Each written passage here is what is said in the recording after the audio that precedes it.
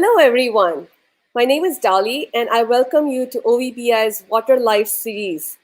I'm here to welcome you on the behalf of the entire OVBI team, the volunteers, the partners, and our entire ecosystem. We are really fortunate today to welcome Professor Dr. Rattan Lal, who is the year 2020's recipient of the World Food Prize. Without taking much time, I would give an opportunity to Mohan Trikha to welcome Dr. Ratan Lal today. Thank you for joining us. I'll see you at the end of the session. Good morning. Good morning from California to all our viewers across the world, US, Europe, India. Good morning. It's my great honor to introduce our honorable guest, Dr. Ratan Lal. Before I go into some detail, I'll give you a couple of words about OVBI. Overseas Volunteers for Better India is a voluntary organization, is a charitable organization, which is all your contributions, etc., are tax deductible. We are focused on the issue of water and also how water impacts all the farmers across India. It is for rural India. We started this activity about 3 to 4 years ago and have impacted 400 villages already, almost 1 million farmers and people in India, doubling their income. And we have plans to go up to 5,000 villages by 2023, getting almost to 10 million people. It's purely a voluntary organization. Now, to introducing Dr. Lal, he's a distinguished university professor of soil science at Ohio State University, past president of International Union of Soil Sciences, a global body of 60,000 scientists with headquarters in Vienna, Austria, and also he's a past president of Soil Science Society of the United States in Madison, Wisconsin. Dr. Lal is also director of Carbon Management and Sequestration Center, which means primarily taking carbon and carbon dioxide related matters out of the atmosphere, helping climate. And he's very much focused in this center on climate change and agriculture and the impact. Dr. Lal received his bachelor's degree in agriculture from Punjab University, the Agriculture University, Ludhiana, and he did his master's from Indian Agriculture Research Institute, New Delhi, and achieved his doctorate from Ohio State University in Columbus, Ohio, and his postdoctorate from the University of Sydney in Australia.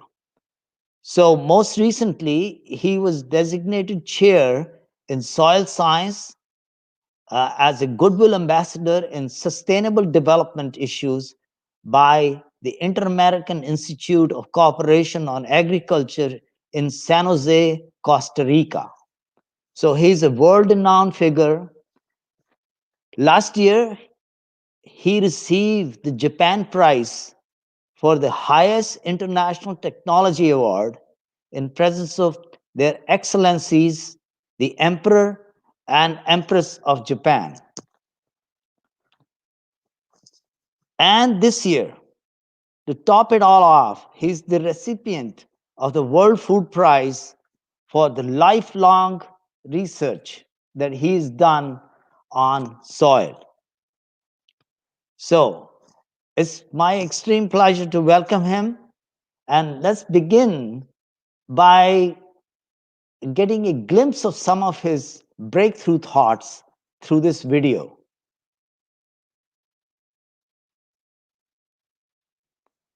We just see the video in a second. Soil is like a bank account. In a bank account, you cannot withdraw more than what you put in it. Um, you must balance the bank account very carefully, and always, if you want your bank account to increase, the input must exceed the output. Soil is the same way. Anything that we take out of soil, whether it's nitrogen, phosphorus, potassium, nutrients, whatever we take out, we must replace them.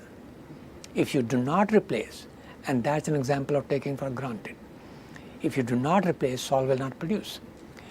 Or it will produce, but it will deplete the natural reserves of nutrients.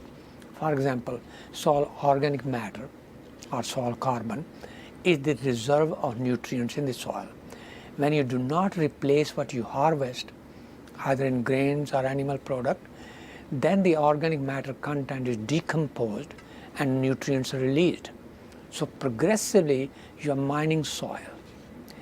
As a result of this mining practice, we call that extractive farming. In sub-Saharan Africa, in South Asia, in the Caribbean, Haiti is a very good example, many countries in South America, have depleted the soil by extractive farming practice, by mining the nutrient. So they have a negative nutrient budget. Mean what they take out has been more than what they put in for decades, if not for centuries. So the soil productive capacity has been mined out. Soils have been taken for granted. That is where they do not produce. I strongly believe that health of soil, plants, animals, people, and ecosystems is one and indivisible.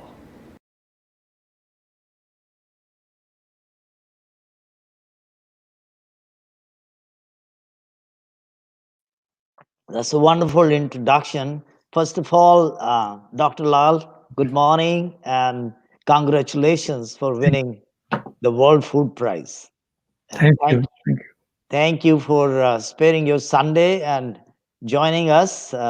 Looking forward to a conversation this morning um, about all your incredible work across the. So this World Prize is really uh, a recognition of your lifetime of pioneering work on all aspects of soil and the soil science around it. Uh, as I understand it, you have worked since the 70s across many countries, almost all continents, especially um, concentrating on what we call humid tropics right across the world, you know. And this video shows some of those thought-provoking ideas. Can you walk through our audience what are the critical aspects of healthy soil? And what do you mean by saying 4% of organic matter in the soil?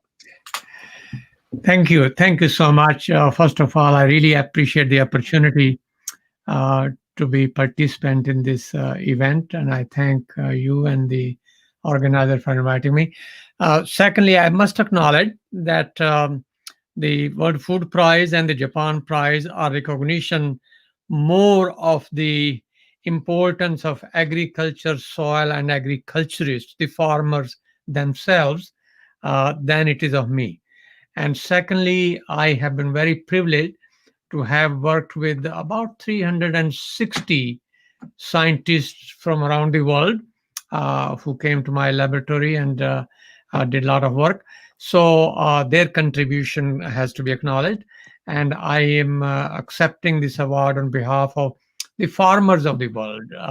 It is their work that is really considered important. With regard to soil, which is the major theme that I focused on, I developed what we call focused on what we call soil centric approach.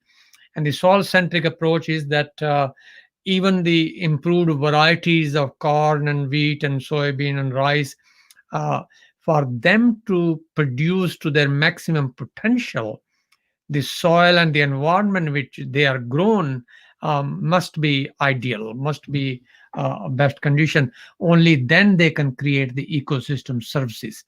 And the ecosystem Right. services which soils are important: food, feed, fiber, fuel, human well-being. They are essential. Very good. Uh, Thank you. So let's move to the issue of climate change, and let's talk about the role of healthy soil in helping reduce the impact of the global warming. And as we see the accelerating climate change, I mean, we all witness the recent situations of fires across the world, Australia, California. I mean, a couple of weeks ago, um, we saw a daytime turn into a nighttime Yeah. with so much smoke uh, around. And we see in India, for example, a huge variation going on with floods and droughts, Yes. waterlogging and no waterlogging, no water availability. Yes. The water levels in the grounds have gone down to 500 feet, 600 feet. The upper- So, eliminating this is also eliminating biodiversity across the whole globe. And it's all about human onslaught on the nature, we believe.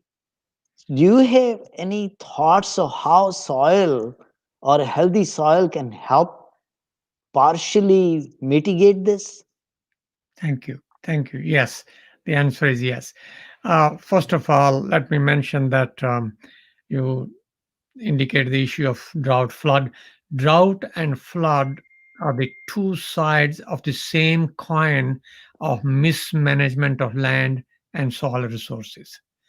It is the mismanagement that causes flood when it rains and soil cannot absorb the water. And it is also the mismanagement when drought happened because soil did not have the water, it all got washed away. So the basic problem lies in managing the soil and vegetation. How does soil affect climate? Uh, Soil has been until now a major source of gaseous emission. From beginning of agriculture to about 1750 industrial revolution, the soil and vegetation emitted about 320 gigaton. Since 1750 to now, another 235 gigaton. So we have lost from soil and vegetation to the atmosphere about 560 gigaton. Giga is billion. Compare that with how much we have lost from the fossil fuel since 1750 is about 440 gigaton. So soil have been source of carbon and they can be sink if we can reverse the management trend and create a positive carbon budget. The scientific knowledge of how to create positive soil ecosystem carbon budget exists. Translating into action is what is needed. And I'm very optimistic that with better prudential management, governance, and change in policy, this science can be translated into action that will lead to mitigation of climate change. Soil has a capacity to partially offset our gaseous emission and at the same time improve food production. Thank you. Let's move towards the water poverty issue in rural India. As I mentioned earlier on, the groundwater is depleting. The climate change is disrupting the rain pattern too. So as the earth is getting warmer, the water retention of the clouds are there, and then suddenly those rain fall and wash away, as you just mentioned. The topsoil is gone and the water just disappears. India is right now extracting more water out of the ground than China and United States combined. So we have a very dire situation. What do you think we should do to address this pending disaster? Thank you. I think your question of overuse of water is very correct. Indus Valley civilization, Mohenjo-daro and Harappa was one of the ancient civilization where irrigation and other practices have been developed for thousands of years. Flood irrigation, which is developed, as I mentioned, several thousand years ago, is still widely used in India. And flood irrigation in an arid, dry climate such as northwestern India is really not appropriate. We should change that to drip sub irrigation, micro irrigation system, and those technologies are developed. Fortunately, companies like Jain Irrigation in India are very well versed in developing equipment for that purpose. I want to make two quick points. One, there are four types of water. One is called blue water, that's rainwater, river water, groundwater, ocean, river, streams, and so forth. That's called blue water. Then there is green water, and green water is what is held in the soil and that plant absorb. And the green water is on which all the life depends. Then there's a gray water, which is human contaminated, and black water, which is contaminated by human feces. And then the fifth water is the virtual water that is contained in the produce. For example, wheat, rice, corn, beef, they all have water requirement to produce it. So management of these different components of water in such a way that we can decrease blue water and recycle black and green water to black and gray water to increase green water supply is the major strategy of improving water resources. Now, the last point I want to mention is, in addition to the green water part, is drought. There are 4, 5 different types of drought. There is a meteorological drought when the long-term rainfall decreases and river flow decreases. Then there is a climatological drought when the weather-related events cause decrease in water availability. Then there is a pedological drought when the soil degradation decreases the water holding capacity of the soil. And then there is an agronomic drought when at the critical stages of plant growth, there is not enough water available for the reproductive capacity of the plant to produce the food we need to have. And then there's a sociological drought, and that is misuse of the water where it should not be used, inappropriate use of water. So the idea is understand what drought is bothering a particular region. So in most cases in India, it is the pedological, soil, and agronomic drought, which means the solution lies in management of the rainwater where it falls and using proper science-based irrigation system, drip irrigation rather than flood irrigation. Problem can be solved through proper management. Well, thank you for educating us on these areas that will be very, very helpful for us to going forward. And how interesting that, about a couple of weeks ago, we had the ambassador of Israel um, teaching us about Yes, the recycling of water and how they have a two-tier system yes, for every household, a gray water, uh, management, and how they can use it for irrigation purposes. Uh, absolutely. and Absolutely. I and think Israel is a very good example. Here's a country in a desert area producing vegetable for the entire Europe through better management of water. When they extract water and desalinize it at a very cheap price, they use it for 4 times and then re-inject back into the ground. India is blessed with water resources. There is no reason for poverty. We can alleviate it. you're absolutely right. And that's exactly what OVBI is. We think that this is also a man-made crisis that over time that we can help solve it. So let me move to another issue of fertilization or fertilizers, how they are being used in farming. And you have um, done this work for years and years. So how does it feel that all those years that you were against the norm of much earlier than most people about the fertilizer based farming, right? The requirements to, plow the land, um, maintain fertilizers, and you have maintained that it's very inefficient, the fertilizers. Somewhere I have also read that, that only 30% um, utilization happens on fertilizer, and it is making the farmland really unproductive. Can you comment, what should the farmers do in Thank India you. for fertilizers? Thank you. First of all, let me tell you this, that if the soils are depleted and degraded and they are devoid of nutrients, fertilizer can help uh, to supplement the nutrient supply so the plants can grow. And that's exactly what happened in the 60s and 70s.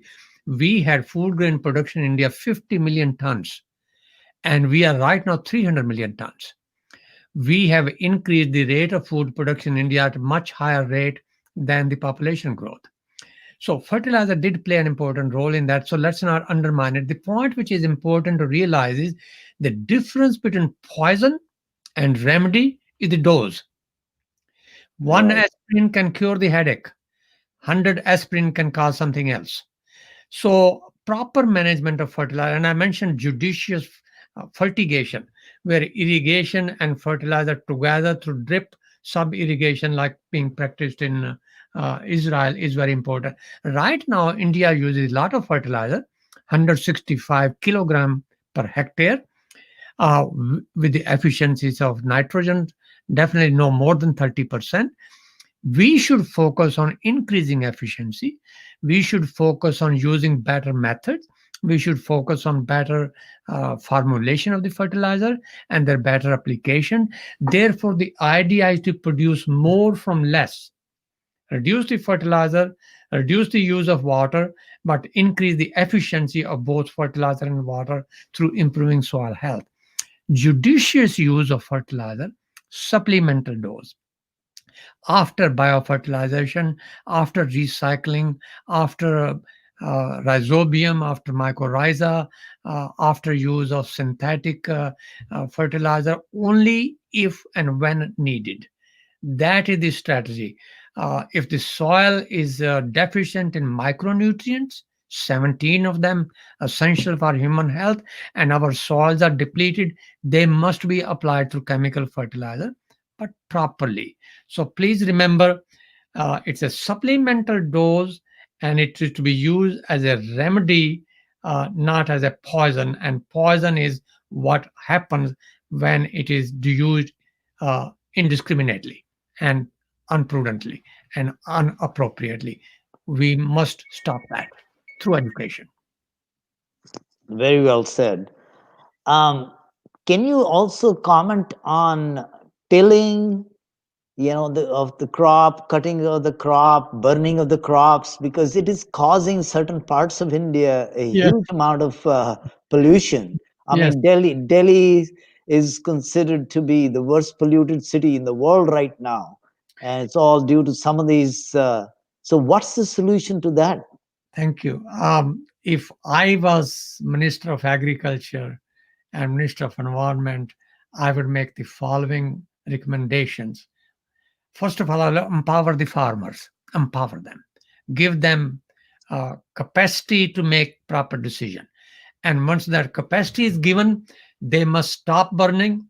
They must stop using topsoil for brick making. They must stop broadcasting fertilizer in standing water.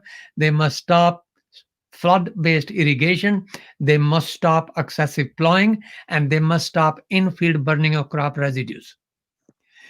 For doing that, the way to do that is not through coercion. The way to is not through forcing anything, is through cooperation, through education, through rewarding them, through giving them incentive by increasing the payments for ecosystem services that we are demanding from farmers. We are asking them to mitigate climate change. We are asking them to mitigate flood. We are asking them to mitigate drought. We are asking them to improving the air quality. we must be prepared to pay the price. And that is what the prudent governance means. Empowering farmers, especially the resource poor farmers. They are the best steward of the natural resources.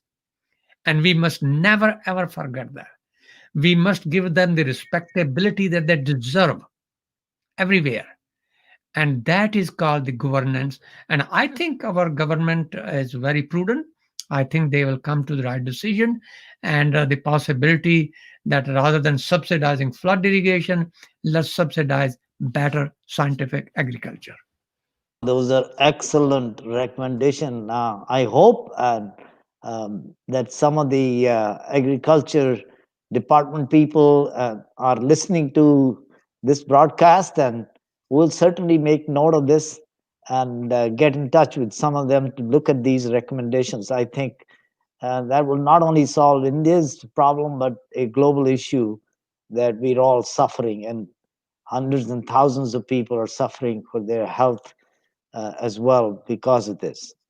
So let me move to some other areas of farming and unsustainable farming practices that have damaged the soil. We all know that also impact the water availability. You touched upon this little bit. Um, uh, Previous prior question answers session, that is there a way that the soil can help absorb water and charge up the aquifers, so that we can bring the water table up? I Yeah, mean, we are doing these things on the supply side by creating a lot of infrastructure, uh, you know, doing check dams, recharge wells, those kinds of activities, so that the water. But is there a way the soil can also help? absolutely. And the what we call water infiltrability of the soil, or the infiltration capacity of the soil, is determined by the porosity and pore side distribution. Is the macropores through which the water passes. And the macropores in soil surface are determined by formation of soil structural aggregates, which are stable to raindrop impact and other uh, anthropogenic activities. And that structure formation depends on a linking of organic matter, which is humus, carbon, with the mineral fraction, which we call formation of organo-mineral complexes, which will lead to high biodiversity in soil, especially earthworms, termites, centipedes, millipedes, microbes, and they increase the porosity. So if the soil porosity is somewhere close to 50% of the total Mm, volume, out of which 25% is always pores, which are retaining air, and as the rain fall, they conduct water into the soil.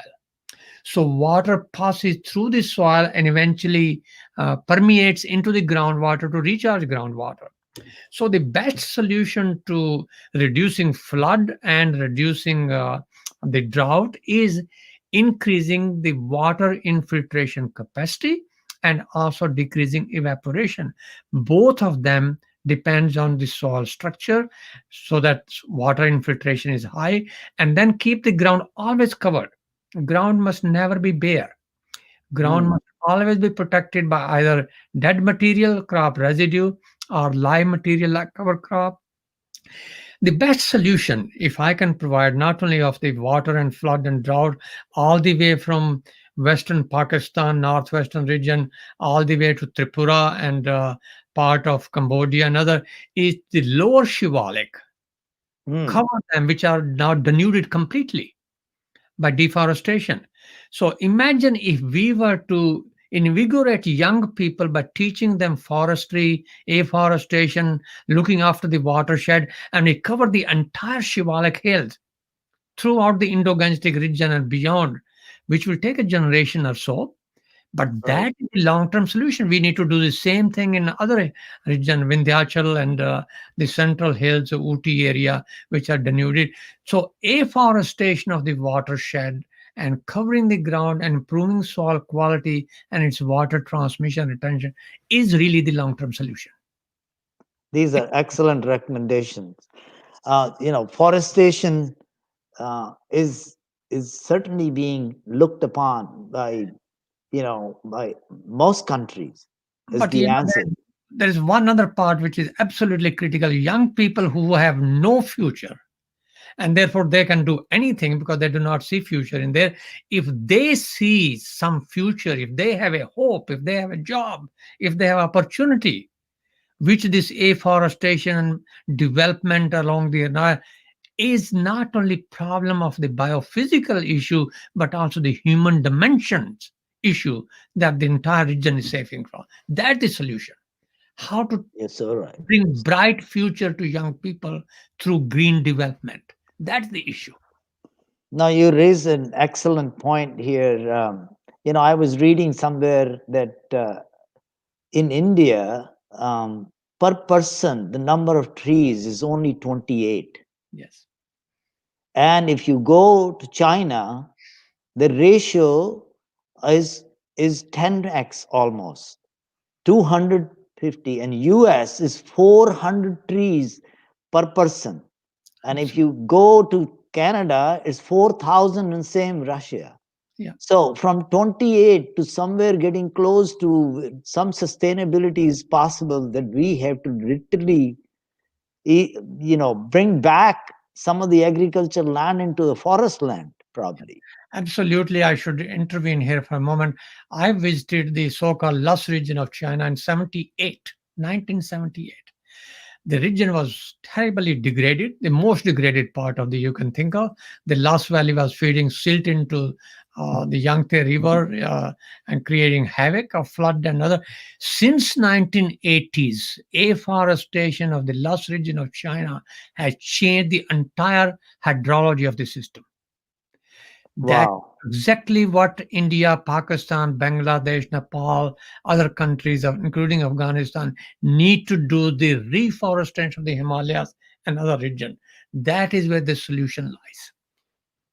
And that is where the cooperation should happen amongst the neighboring countries.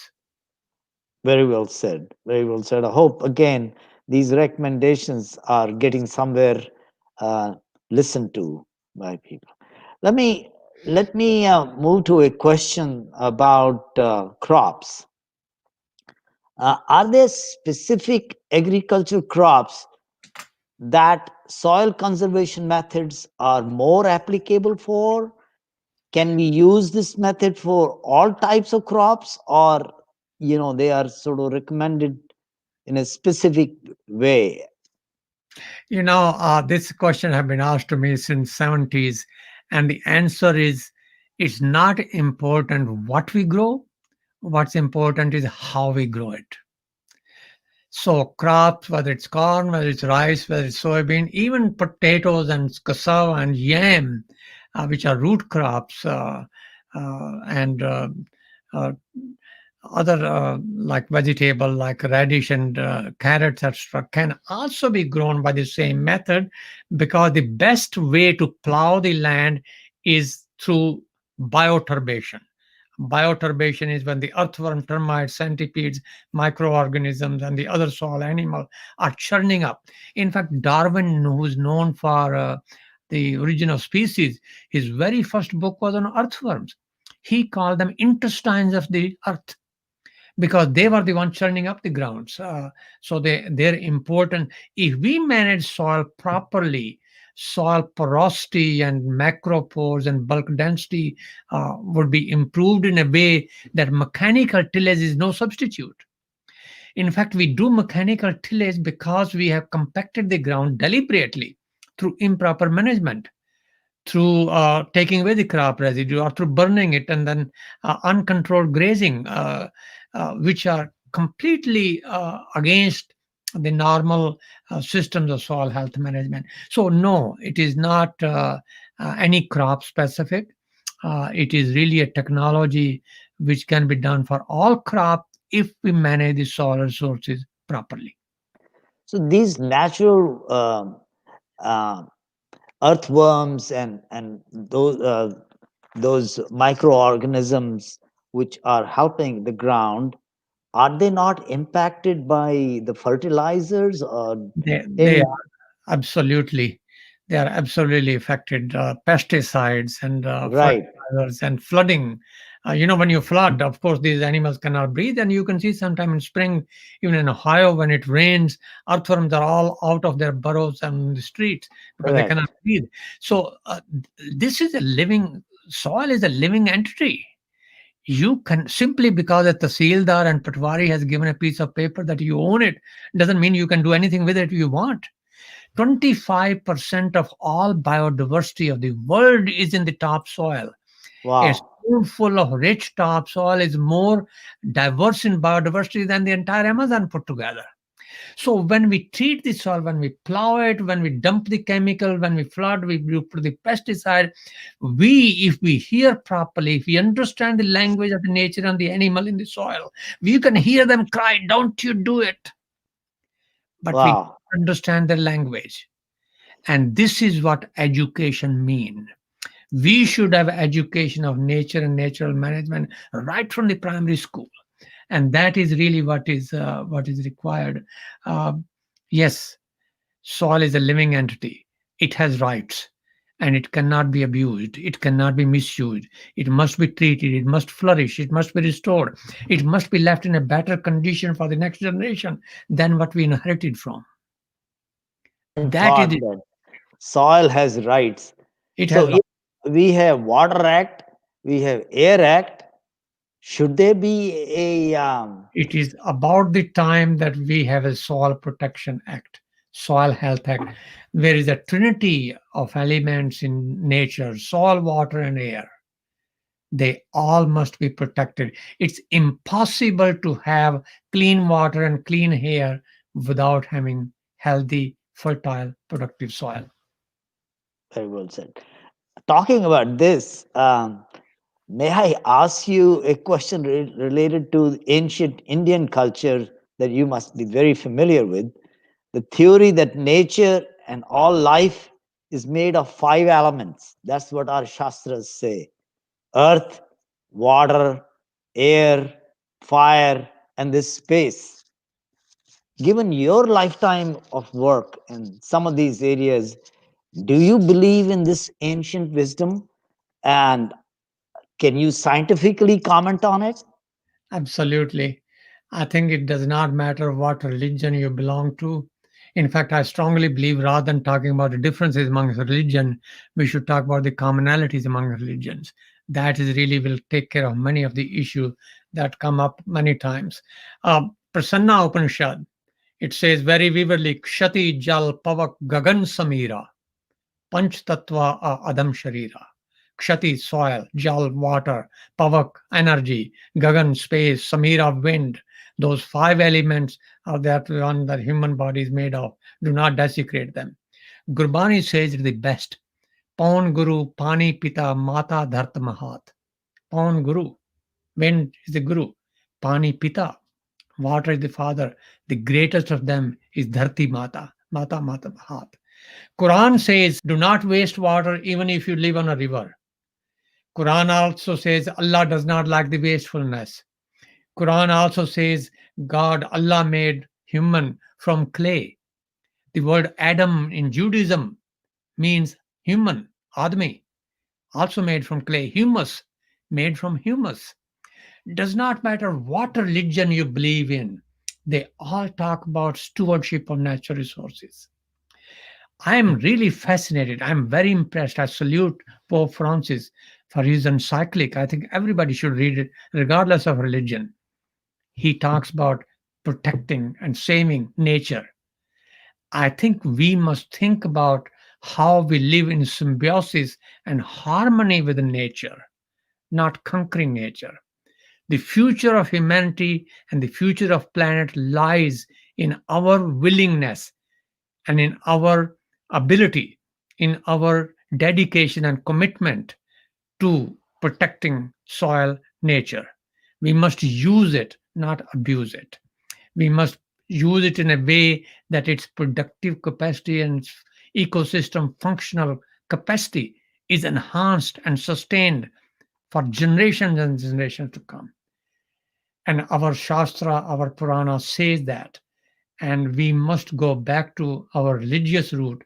And it does not matter what religion, they all have that thing in common. We must look at commonalities amongst our religion that will bind us together. And this is it. Protection of natural resources, stewardship is common goal of all the faith of the nation and the world. Back to nature, Back to nature. right? So, Dr. Lal, you've seen some of the work that we are doing in India in terms of bringing back that balance uh, about the use of water and where water doesn't exist. So there is some respect. Um, can you recommend two or three things that we at OVBI uh, should do to moving India from a water poverty situation where half the country is suffering from shortage and the other half is suffering from floods? Is there anything that few things that we can do so that it is Oh, certainly. First of all, let me commend you. What you are doing is a noble cause. You mentioned 5,000 villages already being served, and I hope others now 500, correcting 500 500, but we have planned to do and 5,000. 5,000 in 2 years. Thank you. Uh, That's a good plan. Yes, there are many things. Number one, involve farmers and land managers in the decision making. It should be a participatory, grassroots, bottom-up approach. Make sure it is their, they should own this activity that you are promoting. They should feel it is their goal, their mission. So somewhere discussion with them is very critical. Education of the all levels so that the community is involved. Secondly, we should do everything we can to enhance respectability of the farming profession so that they are not considered as not important. In fact, if they are not important, soil is not important, nature is not important. They are the biggest steward of soil and nature and water. So their respectability is very important. We must listen to their views. They are the one who do this on a daily basis. We must serve their opinion. We must respect their views. We must ask them, what is it that you would like us to do for you? That's a very important part, so that they know that we are there to serve them. And that is important part. And we should talk to local policymakers at local level, that we should encourage farmers, incentivize them. We must promote them. They are, the sustainable development goal number one is end poverty. Number two, end hunger. Well, ending poverty and ending hunger in India is only possible if the farmers, their income, if their resources, if their well-being is improved. And I think you can do all that. And finally, I think we must involve even the religious communities in promoting the stewardship of natural resources. And sixth, I would strongly recommend education, that's especially so of right. women, especially of girls. They are the one who are going to make a difference. No, you're so right. We started a couple of programs, in one in Jharkhand, where Yes. we have so-called Jal Sakhi. Jal Sakhis are traveling across villages, these villages, and they have a mobile application in which they simply look at these productivity tools and basics of agriculture and how to educate the groups. So education, agriculture education is so fundamental, and it Yes. can't be done in the universities. The farmers don't have time to Yes. go. They are at the edge of poverty. So they have very little time, and we are trying to help there by some of this modern technology and simple methodology. But Yeah. you're very well said, and same thing should be done in the schools Yes. for the children to appreciate nature. And And I would also recommend that you could probably, in a villages in India, they have Gurdwara, they have Mandir, they have Masjid, they have church. All the religious organizations should be preaching as a sermon, Dharti Mata. And they don't have to go very far. They have to go back to Quran or Gita or Gurbani, and it's there. Very well Absolutely. said. That's what Shri Ravi Shankar also in Art of Living, continuously tell all people. Yeah. Okay, so we this is a formal sort of conversation. I wanted to get some of the audience to ask some questions, so I'm going to request our volunteers to post any questions which there may be. So, are there any questions?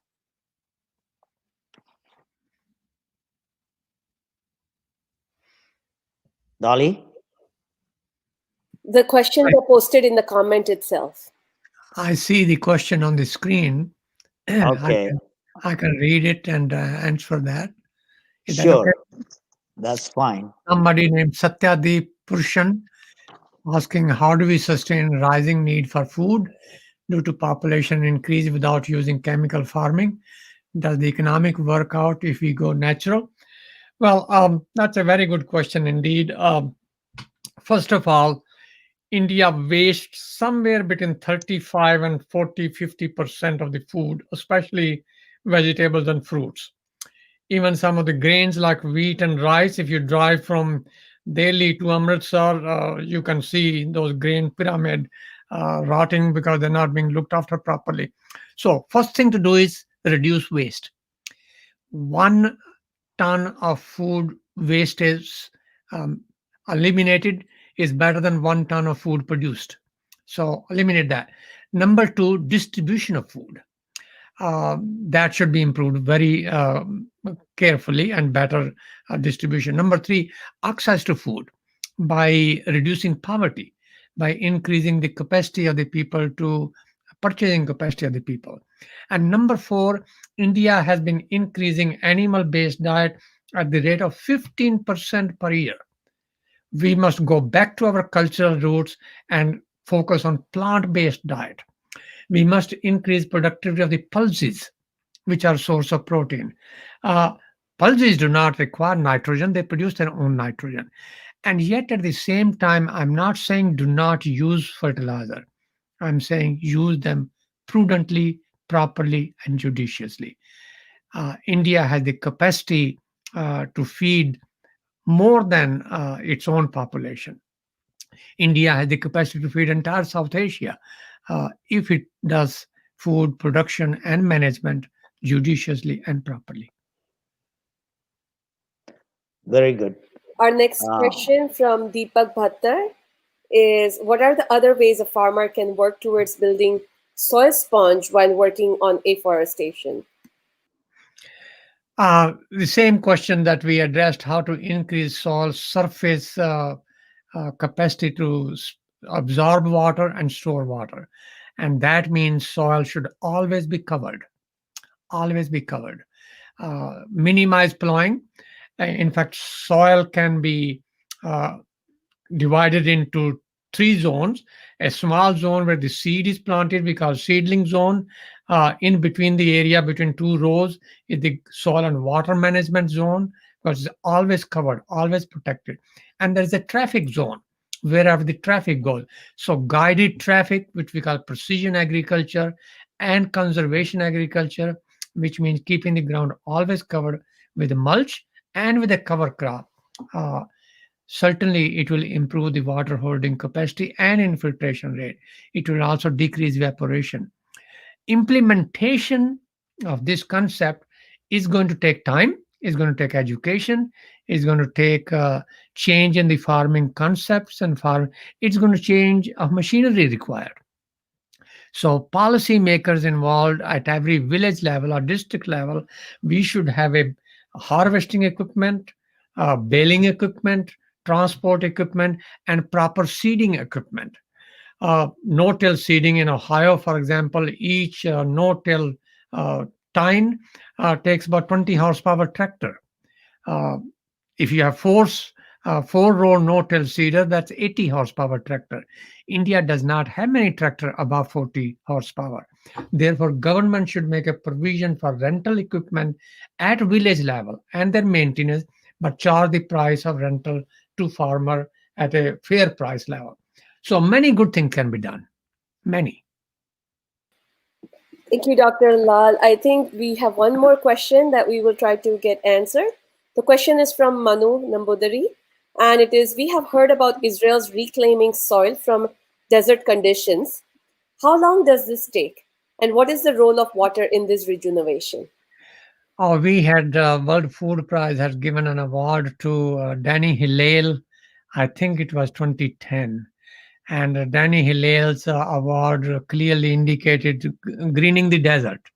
And I know Danny very well, respect him very highly for his contribution. He was uh, credited with developing drip irrigation that we are talking about. Yes, management of soil resources, even desert environment, semi-desert environment, it is on a generational scale. It is over 25 years period. Afforestation is the same thing. It's over generational. Nobody should expect a miracle overnight. For example, building, if you want to destroy a building, all you have to bring a crane and a ball and hit it and you got it. If you want to build it back, it takes time. Soil the same way. One bad plowing at a wrong time of the year and one poor management can ruin the soil. Same thing in brick making. You can take it away immediately. That was developed in hundreds of thousands, if not millions of years, but restoration takes time. But you have to start sometime, and this is the time to start. Don't wait. Start restorative agriculture now. This is the time to take action.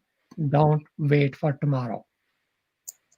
Thank you, Dr. Lal. This is going to, some of the insights you've shared will become our lifelong's work and the way to direct us towards our work. We have one comment rather than a question from Arun Kumar 8G. He's just saying really valuable information and suggestions by Mr. Lal. Hope we all and the policymakers take all these insights to the people as quickly as possible. With that, I would like to bring in Mohanji and also with any closing remarks from both of you. Okay, so thank you so much for those wonderful comments and answers. I think that's, as Dolly just said, it will remain with us for a lifetime. To the audience, to all the listeners across the world, we hope this session has been very informative and inspired you a bit to get involved in solving water and soil crisis, as we call it right now. We'll have similar live sessions every Sunday, 10 o'clock, till the end of this year. You can see the whole lineup of all the topics and speakers by visiting us at eliminatingwaterpoverty.org. Many experts believe that we have less than a decade to address this challenge in India. So we need all the help we can get. We would love each one of you to participate in whatever way you can, pass this information, get involved in education of others as well as close to all the people around you, join the media or volunteer with us or donate in whatever capacity you can. We have collectively raised in the last 3 years $1 million towards this and have done more than 100 crores worth of work in these villages across India with excellent results where incomes have doubled and the nature has come back with all the surroundings. So please visit us eliminatingwaterpoverty.org to find more. I'm sure you will join me in thanking Dr. Lal for his words of wisdom and a tireless effort in making this world a better place. for future generations. We look forward to working with him and closely for his guidance for the critical issues in upcoming months and years. And we thank you all for joining us. And I'm sure Dr. Lal will have a few closing remarks as a true Ratan, or a jewel of India. And Thank you. really proud of you. Well, first of all, thank you for having me. I really was impressed with the question. I just want to leave one closing comment. The objective of science is not to conquer nature, but to protect it. And you all are doing that. And I think we want to protect through appropriate education and involving humanity and farmers in very participatory approach so that we are all in it together. And with that, I certainly want to thank you for the privilege and honor to be part of this very good dialogue. Thank you so much. And thank you for sparing your Sunday for us. Sure. Goodbye. Thank you. Goodbye. So, Dr. Lal, thank you so much for your time to join us and share your experience, insights, and vision today.